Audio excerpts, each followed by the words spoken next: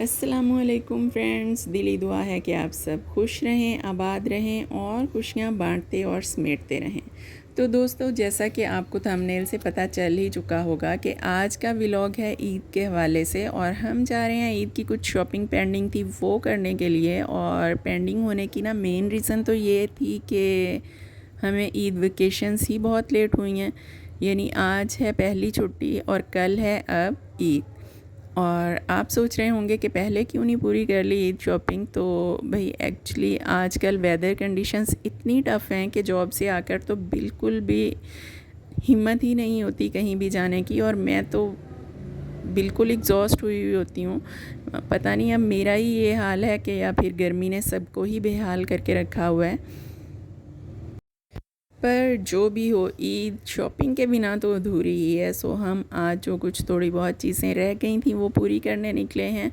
अच्छा, मुझे बहुत हैरत होती है उन लोगों पे जो कहते हैं कि हम तो ईद का सारा दिन सोकर गुजारते हैं। पर फ्रेंड्स, एक बात हमेशा याद रखें कि अगर हम ईद के मौका को अपने बच्चों के लिए खुशी, मुसर्रत और जश्न का मौका नहीं बनाएंगे ना, तो फिर हमारी जो नेक्स्ट जनरेशन है वो हमारे जो नॉन मुस्लिम त्यौहार हैं उनको ज़्यादा पुरलुत्फ़ और लज्जत बख्श समझने लग जाएंगे और अपनी खुशियाँ फिर वो वहाँ तलाश करने निकल पड़ेंगे। सो प्लीज़ अपनी ईदें सोकर हरगिज़ ना गुजारें, बल्कि अपने बच्चों के लिए नई नई एक्टिविटीज़ प्लान करें, दोस्तों रिश्तेदारों से मिलने जाएं, कहीं घूमने फिरने और सैर व तफरी का प्रोग्राम बनाएं भाई, ताकि हमारी नेक्स्ट जनरेशन इन खुशी के मौक़ों को बोरिंग कहकर इन त्यौहारों को कहीं मनाने से ही बागी ना हो जाए। क्योंकि बच्चे ना वही सीखेंगे जो हमें करता हुआ देखेंगे। सो अपनी छोटी छोटी खुशियों को प्लान करके सेलिब्रेट करें। और फिर ईद तो हर ईद दूसरी ईद से डिफरेंट होती है, क्योंकि कुछ लोग नहीं रहते या फिर कुछ रिश्ते नहीं रहते या फिर कुछ रिश्तों में पहले जैसी अटैचमेंट नहीं रहती। पर जो भी होना, हमें अल्लाह पाक की खातिर सिला रहमी करनी चाहिए रिश्तों में।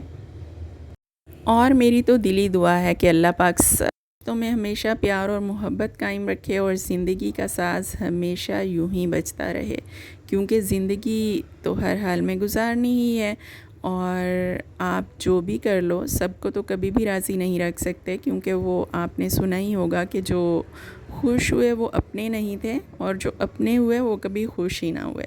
तो कोई बात नहीं, आप रिश्तों को निभाने में अपने हिस्से की कोशिश जारी रखें और ये ख्याल रहे कि रिश्ते बचाते बचाते कहीं आप अपनी वैल्यू ही ना खो दें। तो दोस्तों, शॉपिंग तो ऑलमोस्ट हमारी हो ही चुकी थी, लेकिन जैसा कि आज चांद रात भी है तो मैंने मेहंदी भी लगवानी थी। और अभी तो मेहंदी पर रश भी हरगिज़ भी नहीं है, लेकिन जैसे जैसे रात होनी है ना तो रश बढ़ता ही जाना है। सो मैंने सोचा कि पहले मैं इस काम से फ़ारिग हो जाती हूँ। वैसे मैंने सोचा था कि इस बार बहुत हल्की फुल्की सी मेहंदी लगवानी है और मैंने कहा भी, पर फिर भी कुछ ज़्यादा ही लग गई। तो दोस्तों, आप लोगों ने देखकर बताना है कि आपको कैसी लगी मेरी मेहंदी। और अगर आप भी शौकीन हैं मेहंदी लगाने के तो आपने अपनी मेहंदी मुझसे ज़रूर शेयर करनी है। और वैसे आई थिंक कि मेहंदी, चूड़ियाँ, गजरे, फूल, ये तो सब लड़कियों की कमज़ोरी होते हैं। सो अल्लाह पाक हर लड़की का नसीब बहुत अच्छा करें और उसकी लाइफ में कोई ऐसा इंसान आए जो कि उसके सारे शौक़ खुशी खुशी पूरे करे, वरना ना बहुत मुश्किल हो जाता है ज़िंदगी को ज़िंदगी की तरह भरपूर गुजारना। अच्छा, मेरे जहन में ना एक बात आ रही है, अगर आप बोर नहीं हो रहे तो मैं आप लोगों से भी शेयर करती हूँ। एक्चुअली एक दफ़ा ना एक फेरी वाला मीन्स के एक आदमी जो कि अपने गधे पे कुछ सामान रख कर गलियों में बेचा करता था, उसे एक खूबसूरत सा पत्थर एक रोड के किनारे पड़ा हुआ मिला। क्योंकि उसको अपने गधे से बहुत ज़्यादा प्यार था तो उसने उसे धागे में परोकर अपने गधे के गले में डाल दिया। और जब वो एक जूलर की शॉप के सामने से गुजरा, चूँकि जूलर का तो काम ही हीरे जवाहरात का होता है, सो उसने पहचान लिया कि वो तो कोई आम पत्थर नहीं है बल्कि एक बहुत कीमती हीरा है। तो उस जूलर ने फिर फेरी वाले से पूछा कि भाई, इस पत्थर का क्या लोगे।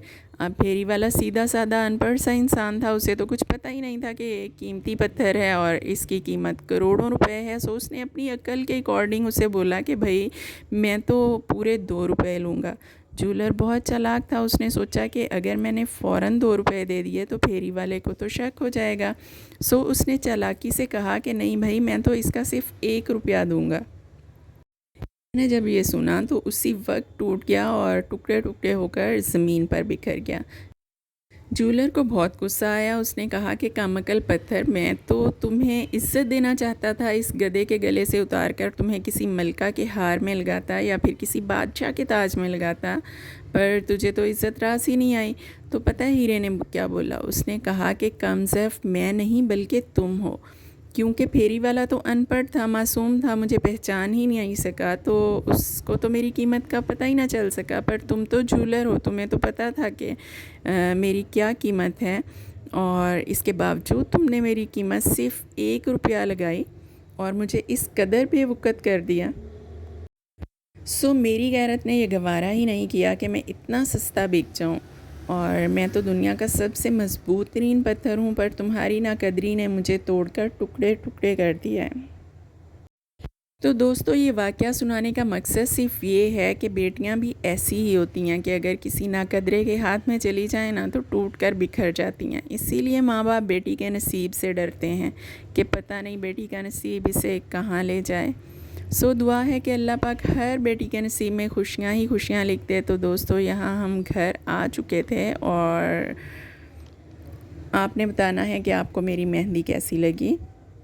और ये है ईद की सुबह के जिसके लिए इतने दिन पहले से तैयारियां स्टार्ट हो जाती हैं, बाज़ारों के चक्कर, घरों की सफाइयां और पता नहीं क्या कुछ। और फिर इतना सब कुछ करने के बाद ईद का मज़ा तो अलग ही होता है। और ईद तो नाम ही खुशियां बांटने और समेटने का है, और ये ईद तो एक्चुअल में होती है कुर्बानी की, कि जिसमें दुनिया के तमाम मुसलमान 10 ज़िलहज को सुन्नत इब्राहिमी की पैरवी करते हुए कुर्बानी करते हैं। पर दोस्तों, इस कुर्बानी का मकसद दिखावा हरगिज़ भी नहीं होना चाहिए, बल्कि तकवा और आजिज़ी होना चाहिए, क्योंकि ना तो कुर्बानी के जानवरों का गोश्त अल्लाह पाक को पहुंचता है और ना खून।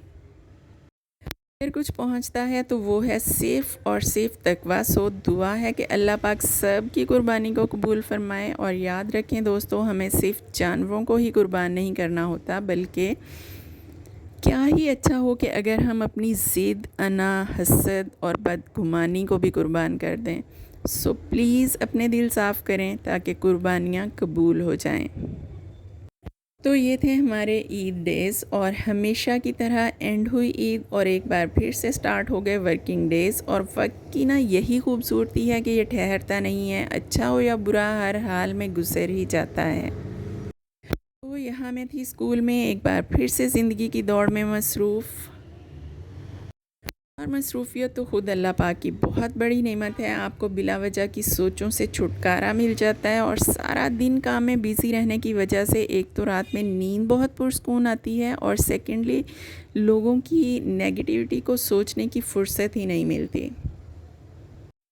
फ्रेंड्स, मैं इतना बोल बोल के अब बिल्कुल थक चुकी हूँ, इसलिए अब मैं करती हूँ रेस्ट। मगर आपने जाने से पहले मेरी वीडियो को लाइक करना और कमेंट करके मुझे ये बताना हरगिज़ भी नहीं भूलना कि आपको मेरी आज की वीडियो कैसी लगी। इंशाल्लाह बहुत जल्द फिर मिलेंगे, तब तक के लिए take very good care of yourself and अल्लाह हाफिज़।